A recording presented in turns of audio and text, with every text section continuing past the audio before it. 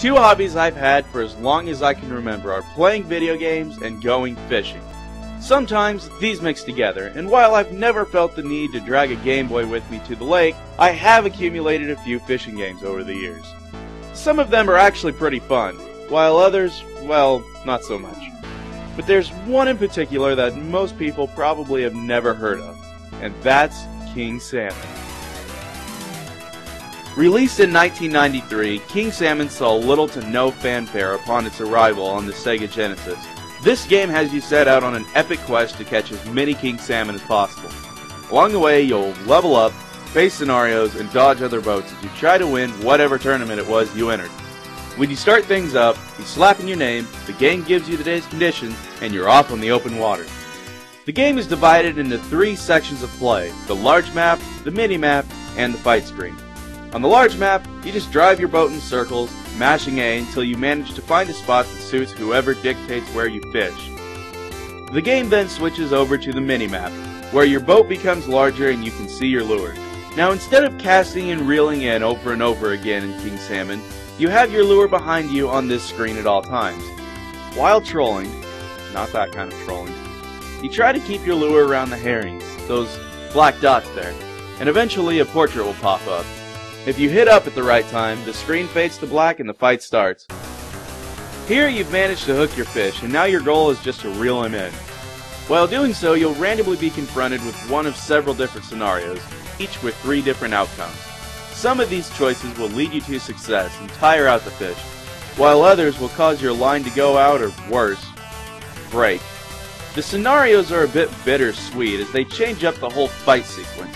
As each one presents a different problem, they keep you on your toes, as it's possible to make or break your whole catch with them. The problem is that several of these seem to be left to chance, and while you're supposed to factor in your stats as well as judge the size of the fish you're trying to catch, they sometimes feel like they're down to luck.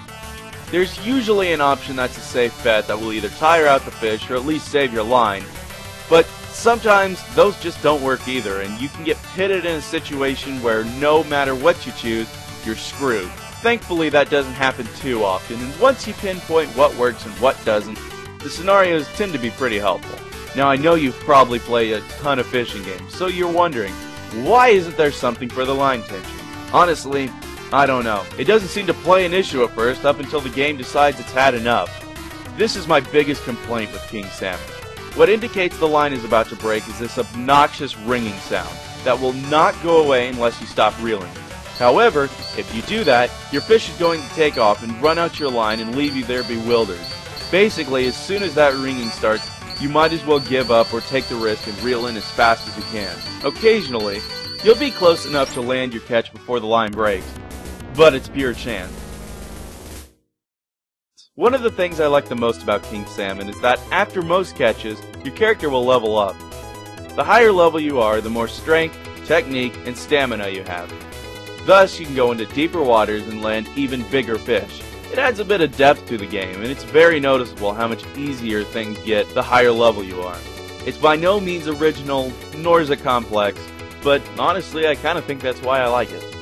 There are 4 types of fish: the elusive king salmon, silver salmon, the pink salmon, and dogfish. I remember reading that for the first time and being really confused as to what a dogfish was. I had yet to catch a king salmon, so I had no idea what either of these fish looked like on the fight screen. For the record, all salmon look like this. Yet when I was playing and this appeared, I thought I'd finally caught a king salmon. Landing this fish was crazy hard as nothing seemed to take it down, but when it finally got to the boat... What? What? The game flat tells you you caught a shark. No results screen, try again, have a nice day.